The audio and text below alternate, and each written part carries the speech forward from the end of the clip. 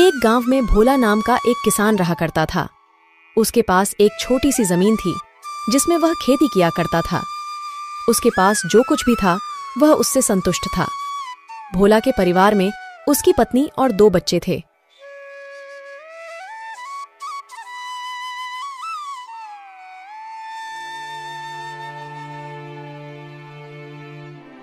अरे भाग्यवान, आज खाना मिलेगा कि नहीं, या मुझे भूखा ही खेतों पर जाना होगा? जी बस बन गया है खाना, मैं अभी बांध देती हूँ। ठीक है, जब तक तुम खाना बांधो तब तक मैं गौशाला से बैल को ले आता हूँ।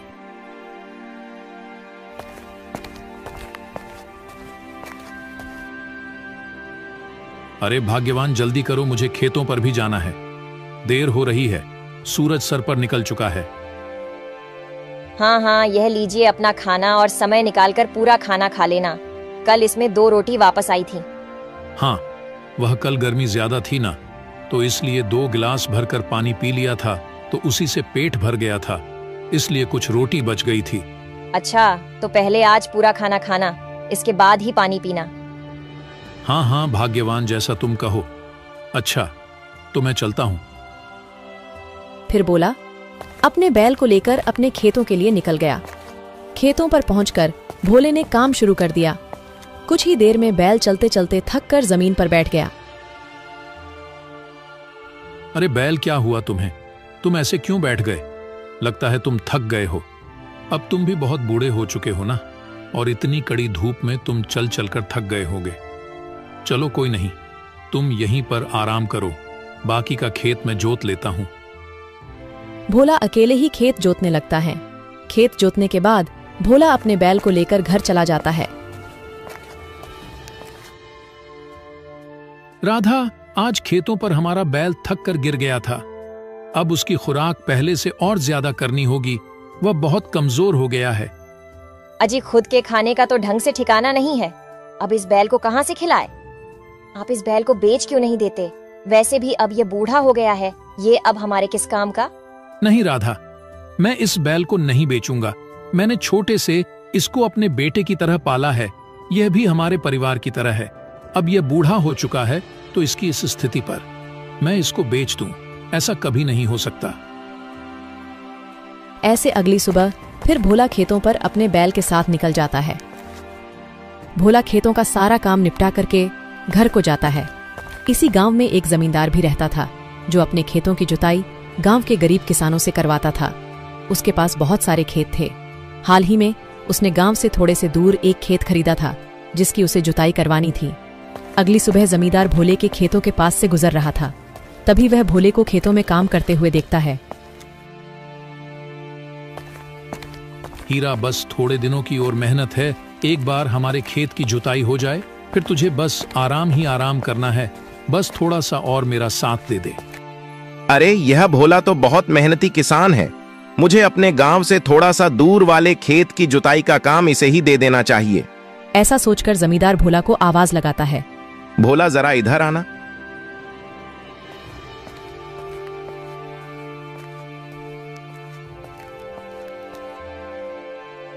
भोला, मुझे तुमसे कुछ काम है। अभी हाल ही में मैंने नया खेत खरीदा है, जो गांव से थोड़ा सा दूर है। क्या तुम उस खेत की जुताई कर पाओगे? मैं तुम्हें इसके 3000 दूंगा। ठीक है जमींदार साहब जी, मैं आपका खेत जोत दूंगा। बताइए मुझे कब से आपका खेत जोतना होगा? तुम कल सुबह से ही खेत की जुताई पर लग जाना। इस तरह अगली सुबह भोला अपने बैल के साथ जमींदार के खेतों पर जुताई के लिए चला जाता है और वहां जुताई करता है। वहां की जमीन थोड़ी सख्त थी, इस वजह से भोला और उसकी बैल को ज्यादा मेहनत करनी पड़ रही थी। अरे ये जमीन तो बहुत सख्त है, बहुत मेहनत लग रही है इसकी जुताई में। ये जमींदार साहब ने मुझे कहां फंसा दिया। हीरा, तू भी सोचता होगा ना कि यह भोला कितना चालाक है, सारे दिन मुझसे काम करवाता रहता है। पर क्या करूं, इस पापी पेट के लिए यह सब करना पड़ता है। अगर यह नहीं करूंगा तो मैं अपना और तेरे पेट को कैसे भरूंगा? खेत जोतने के बाद भोला अपने बैलों के साथ घर चला जाता है। क्या हुआ? जोत दिया जमींदार साहब का खेत? हाँ, आधा जोत दिया है और आधा रह गया है, कल तक पूरा हो जाएगा। चलिए अच्छा है, इससे कुछ पैसे तो आएंगे घर में। हाँ राधा, इस बार मैंने सोचा है कि जमींदार साहब के पास से जो पैसे आएंगे उससे मैं गौशाला की मरम्मत करवाऊंगा। गौशाला में जगह जगह से छेद हो गया है जिससे बारिश में छत से पानी टपकता है। हाँ ठीक है जी, आप अपनी गौशाला की सबसे पहले मरम्मत ही करवा लेना, हम बाद में अपनी देखेंगे। अगली सुबह भोला अपने बैल के साथ जमींदार के खेतों को जोत रहे थे कि तभी उनका हल खेतों में अटक जाता है। अरे ये हल कैसे अटक गया? आखिर क्या चीज है जो यहाँ इस हल को अटका रही है? भोला जब थोड़ी खुदाई करता है तो देखता है कि वहां तो एक पुराना संदूक है। भोला ने संदूक को बाहर निकाला और खोलकर देखा। उसमें बहुत सारे सोने के सिक्के थे। भोला ये देखकर बहुत खुश होता है और वह संदूक को लेकर अपने घर चला जाता है। जी इतने सारे सोने के सिक्के, ये तो बहुत ही सुंदर दिख रहे हैं। हम तो अमीर हो गए, अब हमें किसी चीज की कमी नहीं रहेगी। इन सोने के सिक्कों को बेचकर हम अपनी सारी जरूरतें पूरी कर सकेंगे। नहीं राधा, हम ऐसा नहीं कर सकते। ये सोना हमारा नहीं है, ये जमींदार साहब के खेतों से मिला है। ये जरूर हमसे पहले जो इस धरती पर राजा रहते थे उन्हीं राजा महाराजा द्वारा छुपाया हुआ सोना होगा जो हमें मिला है। ये हमारा खजाना नहीं है, ये सरकारी खजाना है, इसे हमें सरकार को देना होगा। आप बनते रहिए दानी। अगर आप ऐसे ही दानी बनते रहे ना तो आप जिंदगी में कभी अमीर नहीं बन पाएंगे। जिंदगी भर यूं खेती बाड़ी करते रहना और यह सूखी दाल रोटी खाते रहना। राधा, बेईमानी के पैसे से तो अच्छा ये दाल रोटी ही है जो कम से कम इसे खाकर हमें अच्छे से नींद तो आती है। अगर बेईमानी के पैसे की खाएंगे तो क्या भाला हमें नींद आ पाएगी? और तुम इस बात को हमेशा याद रखना, बेईमानी का पैसा कभी भी नहीं फलता। ये खजाना सरकार का है, इस खजाने पर केवल सरकार का हक है। मैं कल ही इसे जमींदार जी को देकर आऊंगा। लो कर लो बात, हाथ को आए मगर मुंह नहीं लगे। अगली सुबह भोला संदूक को लेकर जमींदार के पास जाता है और जमींदार को सारी बात बताता है। जमींदार भोला से बहुत खुश होते हैं। वाह भोला, तुमने आज साबित कर दिया कि तुम सच में बहुत ईमानदार किसान हो। मैं तुम्हारी ईमानदारी से बहुत खुश हुआ। इस खजाने पर सरकार का हक है, इसे मैं सरकारी खजाने में जमा करवा दूंगा। और हां, तुम्हारी इस ईमानदारी का मैं उनसे इनाम भी दिलवाऊंगा। और भोला, यह लो मेरे खेत को जोतने के पैसे। खजाने को जमींदार जी को देकर भोला वहां से चला जाता है। ऐसे ही कुछ दिन बीत जाते हैं। तभी भोला के घर एक व्यक्ति आता है। अरे भाई, इस घर में कोई भोला नाम का व्यक्ति रहता है क्या? इतना सुनकर भोला और उसकी पत्नी बाहर आते हैं।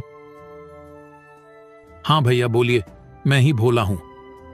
तुम्हें जमींदार साहब ने बुलाया है। भोला और उसकी पत्नी उस व्यक्ति के साथ चल पड़ते हैं। वहां पर भोला देखता है कि जमींदार साहब कुछ लोगों के साथ खड़े थे। भोला, तुम सच में बहुत ईमानदार व्यक्ति हो। जमींदार साहब ने बताया कि कैसे तुमने यह सारा खजाना लाकर इन्हें दे दिया। यह सरकारी खजाना तुमने ढूंढा है, इसलिए तुम्हें इसका इनाम मिल रहा है।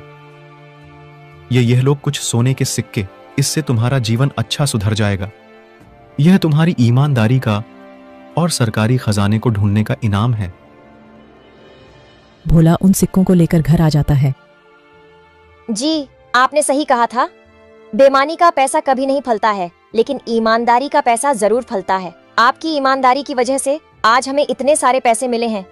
सच में आपको पाकर मेरा जीवन धन्य हो गया है। उन पैसों से भोले ने अपनी झोपड़ी को हटाकर एक सुंदर सा घर बनवाया। ऐसे कुछ महीने बीत जाने के बाद भोले की फसल भी अच्छी पककर तैयार हो गई। भोले ने सारी फसलों की कटाई की और उन फसलों को बेचकर काफी अच्छा मुनाफा कमाया। अब भोले का नाम गांव के अमीर परिवारों में आता था। अपनी मेहनत और ईमानदारी की वजह से भोले ने वह सब कुछ हासिल किया जो एक अच्छा जीवन यापन करने के लिए जरूरी है।